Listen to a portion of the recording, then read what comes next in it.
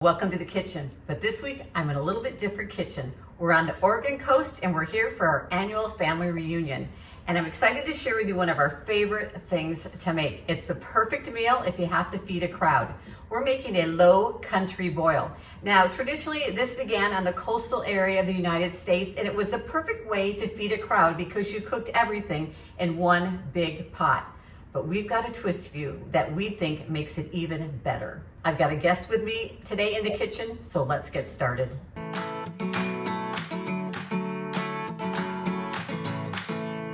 So I've got my helper in the kitchen today. Logan, come on in. This is my oldest son, Logan. He's actually the one that started this tradition for our family and introduced us to it. So I'm gonna have him, we're gonna go over the various ingredients, how to prep them. But Logan, what is it that we do different from a typical low country boil? Well, it's actually a low country barbecue for us. We're going to put it on the cook it on the barbecue instead of boiling it. Okay, so no boiling for us. We're grilling it, and the reason we do that is Flavor. It gives it a lot more flavor. tastes so much better. So let's get started. Right, we're gonna start with the very ingredients and how we prepped them. Logan, walk us through it. Okay, so first off here we have the corn. What I did is we shucked it and then we flash steamed it, because when we put it on the barbecue, we really only are wanting to cook the sausage and the shrimp. We want the corn and the potatoes that would normally take longer if they weren't pre-cooked. We pre-cooked both the corn and the potatoes by boiling the potatoes and flash steaming the corn. And the corn you've cut into about thirds? Thirds. Okay. Yeah. And the potatoes are a red potato, Yukon, but then we've also sliced them in half. So they're a nice bite-sized piece of potato. We've kept the small potatoes intact, but honestly, by the end, the ones that we've cut in half, that are doused in that flavor, taste better. All right, we had some shrimp that we thawed, and then we have different types of sausages. So normal is andouille Cajun sausage, but we also had some chicken apple sausage and then cut up some hot dogs for the kids. All right, because we're feeding little ones too, and the andouille sausage is a little spicy, so we like to have some sausage in there that is not as spicy. Now for the seasoning, we have some butter, lemon wedges, we have salt and pepper. I like kosher salt, gives a little bit more better flavor in my opinion. We have Old Bay seasoning, minced garlic, and olive oil. And we're making this boil for 11 people, Yeah. But 3 of those are littles. And so we have 6 pounds of shrimp. We're big shrimp, we usually like shrimp. So I will, in the description down below, I will add quantities so that you'll know how much you need. We have about approximately 5 pounds of potatoes, 10 ears of corn. I don't know how many pounds of sausage, but just depending on how hungry you are. And this could easily feed probably 15 people. okay, this is our amounts here, 15 people. All right, so next we're gonna show you how we actually put it together. So the method in which we cook this is in tinfoil packets on the barbecue. So in order to get everything seasoned, I'll first put in the 4 main ingredients: the sausage, the shrimp, some potatoes. And he did wash his hands beforehand.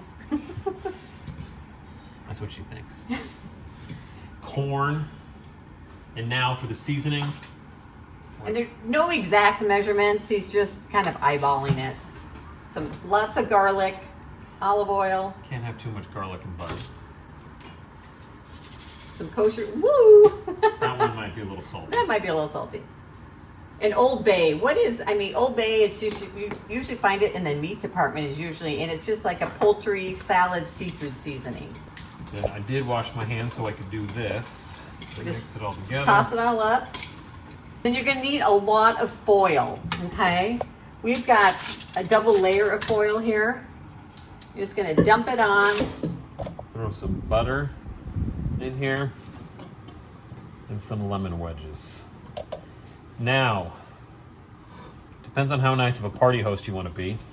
Sometimes people have thought that these cooked lemon wedges are yellow peppers. So if you want to see someone eat a lemon, tell them it's a yellow pepper. So wrap it up like that.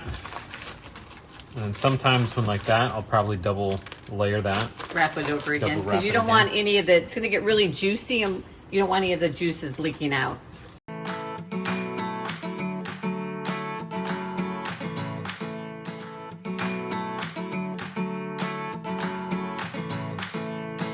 All right, we've got the grill heated up and we're ready to put the packets on the grill, all right? we got, what, 6 packets out of that amount of food that we had. How long are they going to stay on the grill, Logan? Honestly, probably 8 to 10 minutes. I really, as I said before, you just want to get the shrimp and the sausage cooked. So it could take shorter, but with this amount of food on there, probably take about 8 to 10 minutes. 2 more things you're going to need for your boil, and these are going to be added on top of it at the very end, is some garlic bread. We're going the easy route today. I bought the store garlic bread. We're going to just heat it up in the oven, and then some fresh parsley, which you're going to garnish on top with. Just want to follow the directions on the package for warming up and heating your garlic bread. We're close. You can tell it's done by the color of the shrimp. When shrimp is fully cooked, you'll see that white orange color. Don't worry, it's fairly obvious when shrimp is fully cooked because of the color it turns. No need to worry about any of the other ingredients because you've already cooked them. And I am dumping it in this pot so we can then dump it on the table. All right, we're ready to put it on the table. Now you can see I've covered my table in some plastic table and some brown paper. And most of the fun of eating this is just pouring it straight out on the table. No plates. We're going to use our hands right off the table.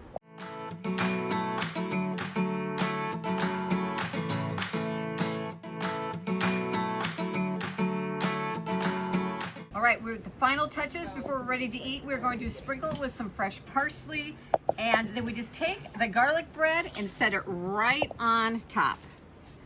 And then we eat.